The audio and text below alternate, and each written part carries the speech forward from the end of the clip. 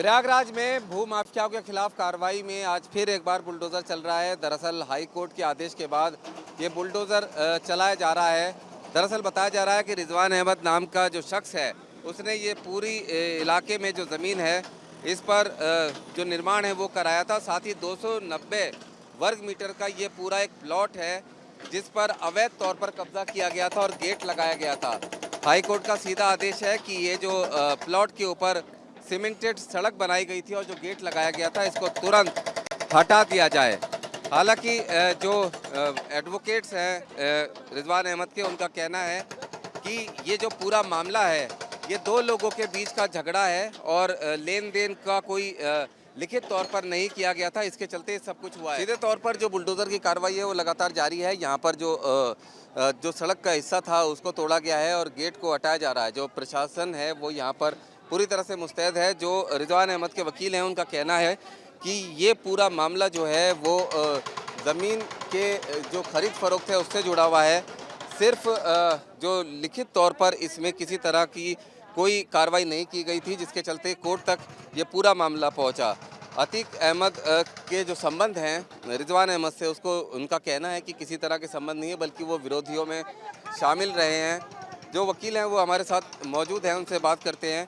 क्या ये जो पूरा मामला है क्या ये अतीक अहमद से जुड़ा हुआ है? बिल्कुल नहीं, ये अतीक अहमद जी से जुड़ा हुआ नहीं। इसको गलत तरीके ये कोई फॉल्स न्यूज़ चल गई है जिसकी वजह से ये बात सामने आ रही है, ऐसा कुछ नहीं है। मैं इस पर आपको बताना चाहूँगा, इसका एक प्रूफ भी के तौर पर कि इनका अतीक अहमद से कोई संबंध नहीं है। आपने राजू पाल का प्रकरण सुना होगा, उमेश पाल का प्रकरण सुना होगा। राजू पाल में जो है राजू पाल को इलेक्शन लड़ाने में इन्होंने मदद करी थी, जिससे अतीक अहमद इनसे अपनी रार ठान बैठा था। और एक राजू पाल की एक बाइट भी आई थी, आप लोगों के पास उसका फुटेज होगा कि जब राजू पाल की बाइट ली गई थी उस समय एक हमला हुआ था और उसमें राजू पाल जी ने कहा था कि जो है मैं रिजवान नीवा के यहाँ से आ रहा था। ये वही रिजवान नीवा है।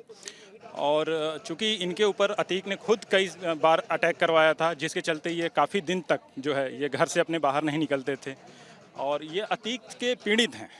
इनको अतीक के साथ ये विरोधी पक्ष जोड़ रहा है, जिससे कि उनका जो बात है, जो गलत तरीके से वो अपनी बात उठा रहा है, वो सही साबित हो जाए, बस इतनी सी बात है।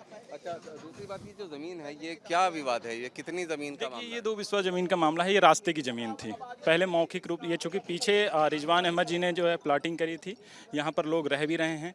ये आगे की जो रास्ते की ज़मीन है इसका मौखिक रूप से लेन देन हुआ था और चूँकि बाद में यह पक्ष जो है ये कोर्ट में पहुंच गया और हाई कोर्ट ने, माननीय न्यायालय ने, हम जिनका पूरा सम्मान करते हैं, माननीय न्यायालय ने जकी अहमद के पक्ष में जो है फैसला दिया। ठीक है, और ठीक है, उसका हम सम्मान करते हैं कोर्ट का। और हम इसके जो है विरोध में, हम फैसले के विरोध में हम सुप्रीम कोर्ट भी गए हुए हैं। सुप्रीम कोर्ट में मामला लंबित है, कल उसकी डेट लगी हुई है, कल उस पर सुनवाई होगी। जो सुप्रीम कोर्ट का निर्णय होगा वो सभी को मान्य होगा, हम लोग भी उसको स्वीकार करेंगे। हम लोग इस कार्रवाई में कोई विरोध नहीं कर रहे हैं। जो कार्रवाई प्रशासन कर रहा है हम उसमें सहयोग दे रहे हैं। जो भी आगे सुप्रीम कोर्ट का निर्णय होगा उस पर हम लोग आगे विचार करेंगे। अमरपाल सिंह।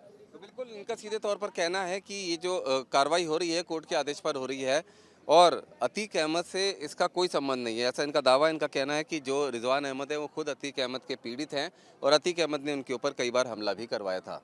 रुमान Ullah Khan, news nation, Prayagraj.